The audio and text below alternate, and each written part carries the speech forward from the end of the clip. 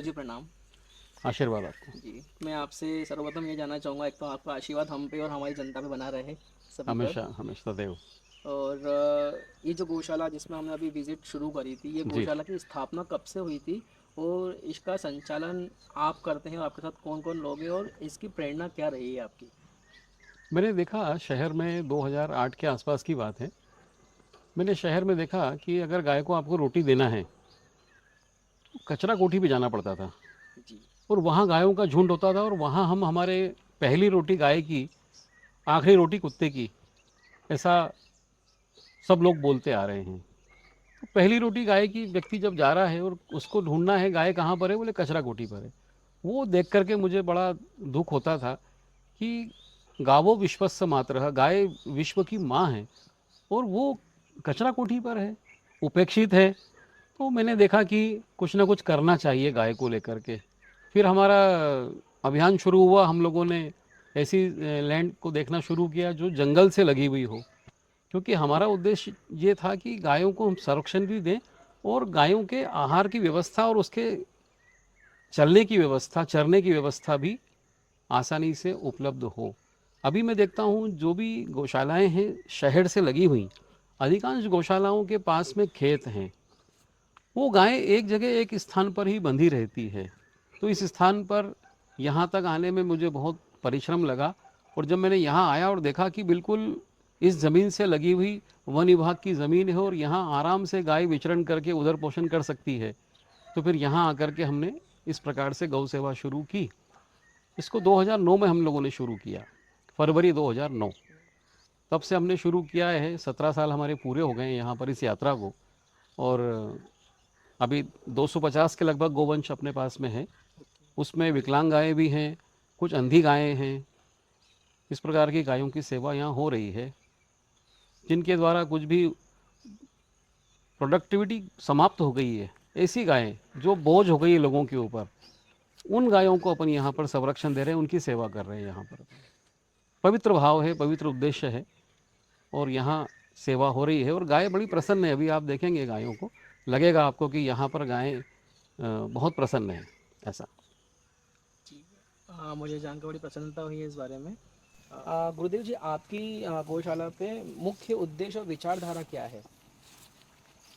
गायों को कटने से बचाना है, जी, मुख्य उद्देश्य तो ये है। गायों को संरक्षण देना है, गायों को सम्मान के साथ में यहाँ पर रखा जाए, उनकी सेवा की जाए, ये उद्देश्य है। अधिक अधिक से अधिक संख्या में गायों को बचाया जा सके, प्रमुख उद्देश्य तो ये है। जी। कहते हैं कि दूध देती गाय तो सभी को अच्छी लगती है, बिल्कुल बिल्कुल। लेकिन जैसे आपने ही बताया था कि यहाँ पे विकलांग गायें भी हैं, अंधी गायें भी है, ऐसी हाँ। गायें जिनकी प्रोडक्टिविटी कम हो चुकी है। जी जी तो जी जी। आपको इनका प्रबंधन करने में क्या बड़ी समस्याएं आती है और क्या आसानी से हो जाता है सब? नहीं नहीं, आसानी से कुछ भी नहीं है। 250 गाय लगभग हैं मेरे पास यहाँ पर जी। और 30 से 35 हज़ार रुपये रोज़ का खर्च है। ओके। वो सारी व्यवस्थाओं को जुटाने में बहुत संघर्ष करना पड़ता है, बहुत तकलीफ होती है। बड़ी मुश्किल से वो सब चीज़ें मैनेज कर पा रहे हैं और वो फुलफिल हो रहा है, कर रहे हैं। गुरुदेव जी, यहाँ पे गायों को रोजाना रूप में क्या क्या आहार दिया जाता है? जैसे आप देख रहे हैं ये चरी है, जी। ये गायों को खिलाया जा रहा है। इसके अलावा देसी चने का खारिया होता है जी। और गेहूं का शुक्ला होता है, वो भी गायों को नियमित रूप से आहार में दिया जा रहा है। और मैं यहाँ देख सकता हूँ कि कुछ कड़ाव यहाँ पर रखे हुए हैं, तो इन कड़ाव का उपयोग किन समय पे किया जाता है? ये ठंड के समय में गायों को थूली बना करके, और वो अधिक ठंड में उनको ठंड से बचाने के उद्देश्य से थूली का आहार उनको दिया जाता है, जिससे उनको शरीर में गर्मी रहती है, क्योंकि उसमें गुड़ होता है, अजवाइन होती है, तेल होता है और बहुत अच्छा बनाते हैं। थूली बनाते हैं, जैसे अपन घर में थूली खाते हैं वैसा थूली जैसा बनता है वो। तो प्रत्येक गाय के हिस्से में करीब 10 किलो के आसपास वो आ जाता है, वो बनाया जाता है। ये कड़ाव इसी उद्देश्य के लिए लाए गए हैं। और लगभग लगभग एक बार में कितना थूली का क्वांटिटी करीब 2-2.5 कुंटल होती है ओके। गेहूं की। उसका गेहूं का फाड़ा करवा लिया जाता है और उसकी थूली बनाई जाती है। सब यहीं पे ही बनाया जाता है, सब गौशाला के यहीं अंदर ही पे, बनता है, यहीं क्या क्या निर्मित बनता किया है? जाता है। अपन लोग बनाते हैं और 2-3-4 घंटे में ठंडा हो जाता है, उसके बाद गायों को खिलाया जाता है।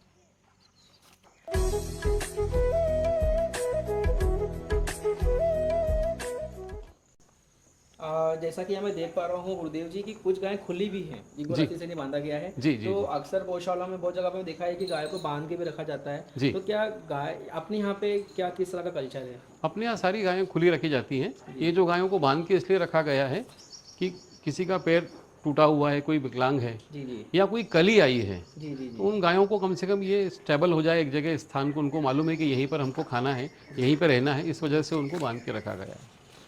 और क्या जैसे गायों के हम लोग स्वास्थ्य की बात करें जी। तो इनके स्वास्थ्य परीक्षण के लिए किस तरह के हम लोग नियमित रूप से डॉक्टर आ रहे हैं जी और उनका हफ्ते भर में 10 दिन में विजिट होता रहता है। जी बाई चांस किसी गाय का स्वास्थ्य खराब हुआ तो एक फ़ोन लगा देते हैं, तो वो लोग आकर के स्वास्थ्य परीक्षण करके इलाज भी करते हैं, इंजेक्शन भी लगाते हैं, जी। ऐसा। और बाहर से अगर मेडिसिन बुलाना होती है तो वो भी अपन लेकर के आते हैं, वो भी देते हैं गायों को, ऐसा। गुरुदेव जी ये जो एरिया है पूरा ये लगभग कितना बड़ा एरिया है और कितना एरिया कवर है और कितना अभी खुला है और कितने में काम चल रहा है? जो शेड है गाय माता का, जहाँ पर गायों को स्टे करने की जगह अपन ने बनाई है, जी जी वो 20 से 25 हज़ार स्क्वायर फीट के आसपास एरिया है। जी जी और खुला एरिया तो काफ़ी है, जी क्योंकि ये पूरा जो गौशाला परिसर है ये 2 एकड़, सवा 2 एकड़ में चल रहा है। जी और इसमें 20-25 हज़ार स्क्वायर फीट में अभी शेड बना करके गायों की सेवा की जा रही है। जी। जैसे कि ये कंस्ट्रक्शन शेड चल रहा है, आप दिखा सकते हैं हमारे यहाँ पे। हाँ, निर्माण कार्य चल रहे हैं।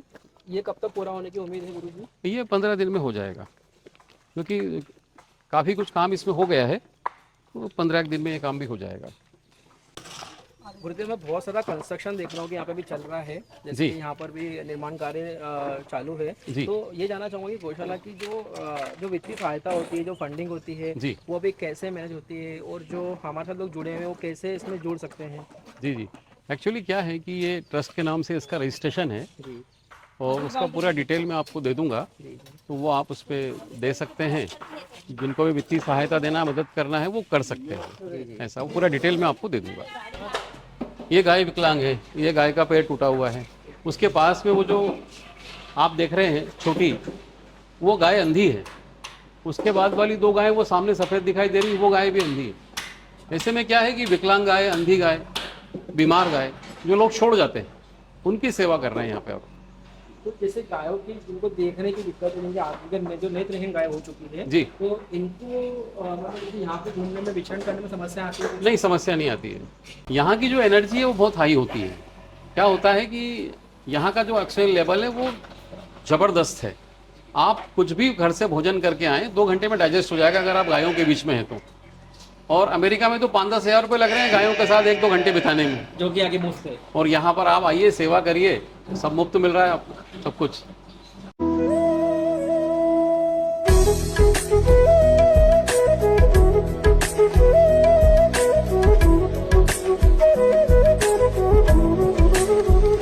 ये पूरा रॉ मटेरियल है। गुरुदेव मेरा आपसे ये जानना चाहूँगा कि यूजुअली जो भी गाय के ऐसे उत्पाद होते हैं, जैसे गाय के गोबर से कंडे बनते हैं, जी जी। उपले बनते हैं, हमारे लोग जैविक खाद बनाते हैं, घी बना के तो यहाँ पे ऐसी कोई चीज़ें प्रोसेस होती है? अपन लोग क्या कर रहे हैं, प्रचुर मात्रा में अपने पास गाय का गोबर होता है, जी जी उसको प्रोसेस करके अभी तो अपन लोग खाद बना रहे हैं। जी। ये खाद का ही यूनिट है। ओके। यहाँ पर ये सारी चीज़ें जो हैं अभी स्टोर किया जाएगा। यहाँ पर 3 सप्ताह तक इसको रखा जाता है। ये पूरे गोबर ही है? हाँ हाँ, यहाँ लाने के पहले 3 सप्ताह बाहर रखा जाता है, उसके बाद फिर यहाँ स्टोर किया जाता है। इसमें अपन प्राकृतिक चीज़ों का इस पर छिड़काव करते हैं। जी इसमें गौमूत्र का भी छिड़काव हो रहा है, जी फलों के रस का भी, फूलों के रस का भी छिड़काव इसमें हो रहा है, कुछ वनस्पतियों के रस का भी इसमें छिड़काव होता है। जी। उसके बाद फिर इसको छाना जाता है 3 सप्ताह के बाद। 3 सप्ताह बाहर, 3 सप्ताह यहाँ पर, और उसके बाद में फिर इसको छाना जाता है। तो जो फिनिश गुड है जी। तो यहाँ पर वो ये होता है। अब आप देखिए, बिल्कुल ऐसा लगता है जैसे चाय की पत्ती है, इतना बढ़िया और देख महीन सकते हैं। क्वालिटी का है, फील ही नहीं आ रहा। इतना बढ़िया है, ऐसा लगेगा ही नहीं आपको कि हमने गोबर से बनाया है। बिल्कुल चाय की पत्ती जैसा होता है, और इतना उपजाऊ होता है, इतना बढ़िया होता है ये बनाया जा इसका रहा उपयोग है। कहाँ हो सकता है इसका? नर्सरी में, हमारे घर में जो गमले होते हैं उसमें आप इसको डाल सकते हैं। जी। एक गमले में अगर आपने एक पाव भर डाल दिया, 250-300 ग्राम, तो भी चलेगा। ओके। और बड़ा यदि गमला है तो उसमें आधा किलो डाल दीजिए।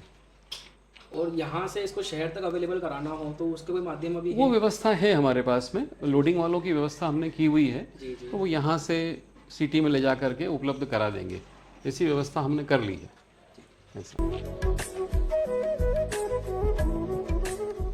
हाँ गुरुदेव, जैसे मैं देख पा रहा हूँ यहाँ पे कि तालाब और कुआं, जी, ये चीज़ें अभी जैसे कंस्ट्रक्शन में है, तो इनका क्या उपयोग है? क्या पानी की सहायता या व्यवस्था बहुत यहाँ पे? समस्या है पानी की, हमको यहाँ पर बहुत तकलीफ है। 3 बोरिंग होने के बाद भी पर्याप्त जल राशि हमको प्राप्त नहीं हो पा रही है। इस वजह से हमने ये तालाब का निर्माण किया और अब तालाब में ही हमने कुएं का निर्माण किया है। और इसमें हमें अब इसी उम्मीद है कि अब जून तक हमको पानी की इसमें तकलीफ, लगभग कितनी लागत आई होगी अभी आपका, जो इसमें एक कुएं कुएं और जो यहाँ पे आसपास कंस्ट्रक्शन चल रहा है इसमें? ये करीब 10 से 15 लाख रुपए के आसपास का इसमें अनुमानित व्यय लग रहा है ओके। कि इतना पैसा लग जाएगा। 10 लाख के आसपास तो अभी तक लग चुका है इसमें ठीक। कंप्लीट होने में, और इसमें 5 लाख रुपए लग जाएंगे क्योंकि बहुत सारा काम है। और पानी का सप्लाई यहाँ से वहाँ तक कैसे होता है? इसमें पनडुब्बी डाली हुई है जी कुएं में, जी जी। उसके माध्यम से, पाइप के माध्यम से वहाँ तक सप्लाई हो जाता है वहाँ तक, ऐसा चल रहा है।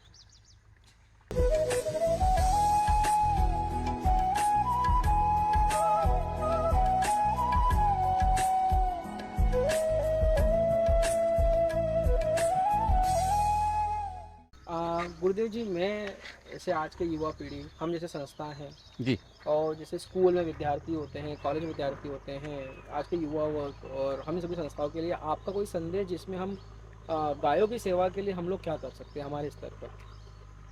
देखिए क्या होता है यहाँ पर समय समय पर कोई ना कोई एक्टिविटीज़ चलती रहती है, निर्माण कार्य चलते रहते जी हैं। जी जी वहाँ जो भी आवश्यकता हमें लग रही है, जी अगर उसमें मदद हो जाए जी जी तो बहुत अच्छा हो सकता है, क्योंकि वो मदद की आवश्यकता सदैव रहती है, क्योंकि ये टीम वर्क है। मैं अकेला नहीं कर सकता, आप सब मेरा परिवार हैं, सब मिलके करेंगे तो ही हम इतने बड़ी योजना को मूर्त रूप दे सकते हैं।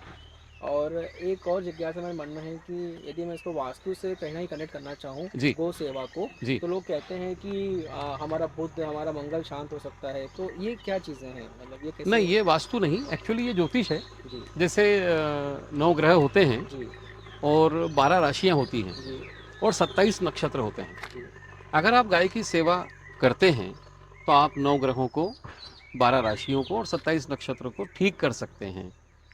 और मैं देखता हूँ कि गाय की सेवा में जो भी लोग संलग्न हैं, जी उनके जीवन में बड़े बदलाव मैंने देखे हैं पिछले 15-17 वर्षों में, ऐसा। तो ये अनुभव है मेरा स्वयं का कि अगर गाय की सेवा में आप रत हैं जी। तो आपको बहुत सारी समस्याओं से आप पार पा जाते हैं। और कुछ लोग बोलते हैं कि जैसे कोई चारा खिलाता है, कोई गुड़ खिलाता है, जी, कोई चींटी को दाना डालता है, तो गौ सेवा का बहुत साधारण यदि हम सेवा का मूल रूप चाहें जी। तो वो क्या हो सकता है? ऐसा कर सकते हैं, जैसे गौशाला में आप आए हैं तो आलू ले आइए। जी गाय को जब आप आलू खिलाते हैं जी तो उससे आपका शुक्र अच्छा हो जाता है। जी आप गुड़ ले आइए, गाय को जब आप गुड़ खिलाते हैं आपका मंगल अच्छा हो जाता है। आप तुलादान करिए, तुलादान से अगर आप चरीक से तुलादान करते हैं जी तो आपका बुध अच्छा हो जाता है। तो हमारे सारे 9 ग्रहों को हम ठीक कर सकते हैं। चींटियों को अगर आप आहार दे रहे हैं तो आपके सारे ग्रह अच्छे हो जाते हैं। कुत्ते को टोस्ट या बिस्किट दिया जा रहा है, रोटी दी जा रही है, उससे आपका केतु अच्छा हो जाता है। तो आप 9 ग्रहों को ठीक कर सकते हैं यदि आप सेवा के कार्य में आना चाहते हैं तो। उसके प्रकार बहुत सारे हो सकते हैं। हमने गुरुदेव 9 ग्रहों की बात करी, जी, बुद्ध शुक्र शांति की बात करी। जी, थोड़ा सा और मैं चाहूँगा इसके बारे में कि आध्यात्मिक दृष्टिकोण से जी। गौ सेवा का गायों का क्या महत्व है? बहुत अच्छा प्रश्न है हेमंत जी। भगवान कृष्ण धराधाम पर 125 वर्ष के लिए आए थे, और जब 125 वर्ष पूर्ण हुए उनकी आयु के, तो उन्होंने अपने बाल सखा उद्धव से कहा कि उद्धव, अब ये स्थूल शरीर छोड़ करके मैं निज धाम गोलोक धाम जा रहा हूँ। तो उद्धव रोने लगे। उन्होंने कहा कि प्रभु, आपके स्थूल शरीर के साथ रहने का हमें अभ्यास हो गया, आपके बिना कैसे रहेंगे? तो भगवान ने अपनी दोनों भुजाओं को ऊपर उठाया और भगवान ने कहा, या श्री गौ, आज के बाद चौपायों में गाय ही मैं हूँ। मुझ तक कोई बात पहुँचाना हो तो गाय को जाकर के बोल देना, वो बात मुझ तक आ जाएगी। तो जब हम गौशाला में जाते हैं गाय के पास में, हमारी जो भी प्रॉब्लम है, जो भी हमारी समस्या है, वो आर्थिक समस्या हो सकती है, मानसिक हो सकती है, शारीरिक व्याधि हो सकती है। तापत्रय विनाशाय गोविंदाय वयम नमः, 3 प्रकार के ताप होते हैं, आर्थिक, मानसिक और शारीरिक। हम व्यक्त करें गाय के समक्ष, और मेरा संपूर्ण विश्वास है कि वो हमारा समस्या का निवारण गाय माता करेक्ट। करने में सक्षम है। हम वहाँ कहें, व्यक्त करें अपने आप को। तो मुझे आपकी बात से एक बात आ रही है, जैसे लोग महाकाल मंदिर जाते हैं या जी शिव जी के मंदिर जाते हैं तो नंदी जी के कान में अपनी बात कहते हैं कि शिव भगवान तक उस लोक तक हमारी बात पहुंच पाए। जी, तो इसी तरह हम लोग यदि गायों से भी हमारी जो भी दुविधाएं हम शेयर करेंगे तो शायद वो वैष्णव तक पहुंच सकती है। निसंदेह हम गाय के समक्ष अपनी बात को रखें, गाय सुनेगी और उसका निवारण भी करेगी। एक और जो जैसे हम लोग युवा वर्ग जैसे साथ में बैठते हैं कभी, तो एक सोच जो निकलती है कि ये समझ में नहीं आता है कि रोटी पे भी घी, लोग बोलते हैं कि घी मत लगाओ, अब ज़्यादा घी वाली रोटी मत खाओ, लोग सूखी रोटी खाते हैं। तो ये इसमें भी घी का रोल क्या है हमारे जीवन काल में? हेमंत जी, समस्या ये है कि शुद्धता को लेकर के प्रश्न चिन्ह है। जी।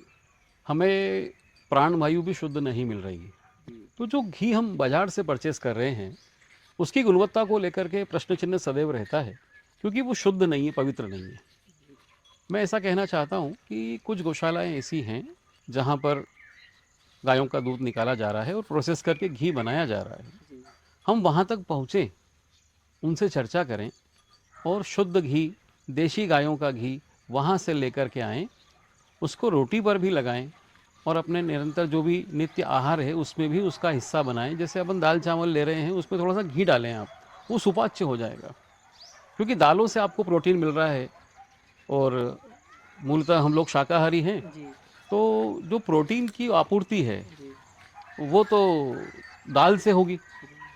अब वो दाल को आपको डाइजेस्ट करना है, उसके लिए घी की आवश्यकता है। जी। जी। उसमें अगर थोड़ा सा घी डाल दिया जाएगा तो वो आपको डाइजेस्ट हो जाएगी। तो अभी जो धारणा लोगों ने बना ली कि घी खाने से मोटे हो रहे हैं, नहीं, कम वो से कम घी एक्चुअली खाएं। वो सही बात है, परंतु जो मिलावट वाला है उस वजह से वो दुष्परिणाम देखने को मिल रहे हैं। देशी गाय का शुद्ध घी अगर हम आहार में लेते हैं जी। तो हमारे हार्ट को, हमारी हेल्थ को वो नुकसान नहीं करेगा, फ़ायदा करेगा। वो कोलेस्ट्रॉल नहीं बढ़ाता है।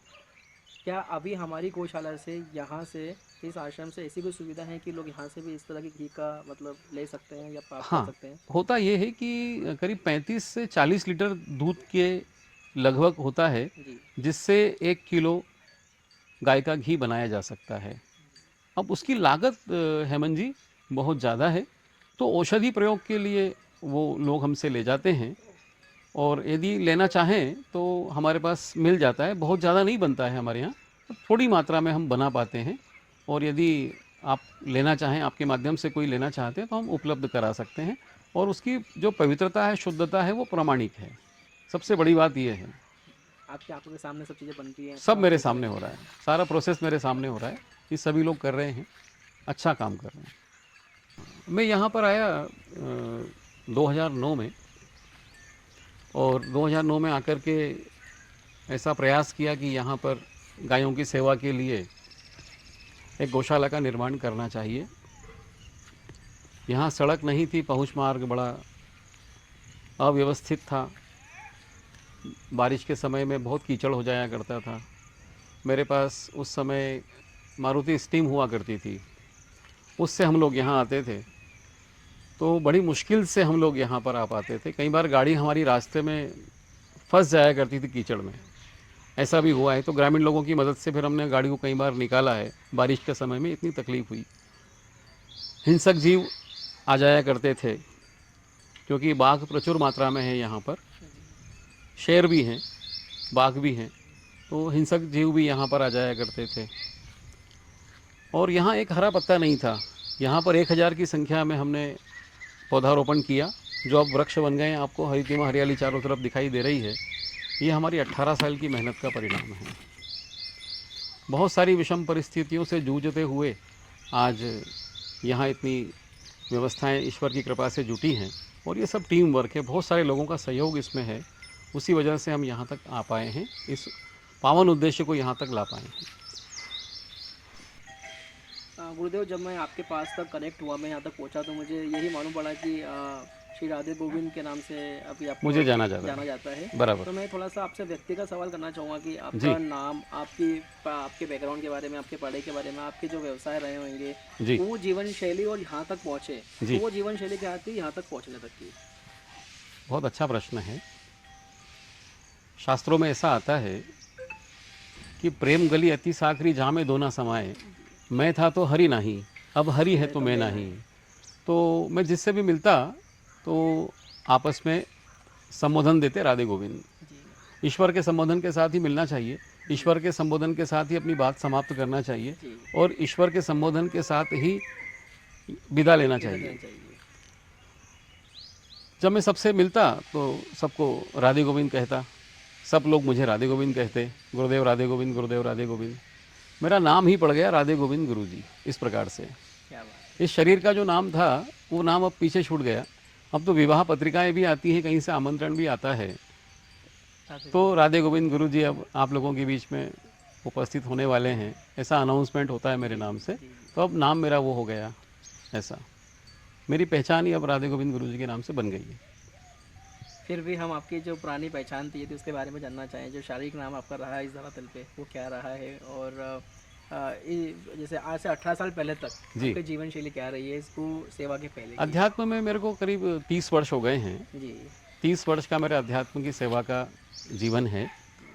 और उसके पहले 18 साल से तो ये एक उद्देश्य मेरे हाथ में आ गया गौ सेवा का, यहाँ लगा हूँ मैं। जी उसके पूर्व 12 वर्ष जो है, आज भी मैं पत्रिकाएं देखता हूँ, जी वास्तु भी देखता हूँ जी और पत्रिका देख करके लोगों को गाइड करता हूँ, डूज़ एंड डोंट्स जी कि क्या करना है और क्या नहीं करना है, वो सारी चीज़ें गाइड कर रहा हूँ। और अध्यात्म जगत में आने के पहले जो इस शरीर का नाम था, मेरे को संजीव नाम से जाना जाता था। ओके संजीव का मतलब है दूसरों को आयु देने वाला, जो संजीवनी बूटी है, जी लोगों को जीवन देने वाला, वही काम कर रहा हूँ। यथा नाम तथा गुण। क्या बात। बहुत ही सुंदर लगा जानकर कि जो नाम को सार्थक कर लें इस जी। धरातल पे, उससे बड़ी चीज़ क्या है कि वो नाम प्रयास सतत करना चाहिए, क्योंकि बड़े भाग्य से मनुष्य का तन प्राप्त होता है जी जी और ईश्वर ने विश्वास करके हमें मनुष्य बनाया है। जी तो हम दूसरों की वेदना को, दूसरों की तकलीफ को, दूसरों की पीड़ा को समझें, जी उसी को मनुष्य कहते हैं।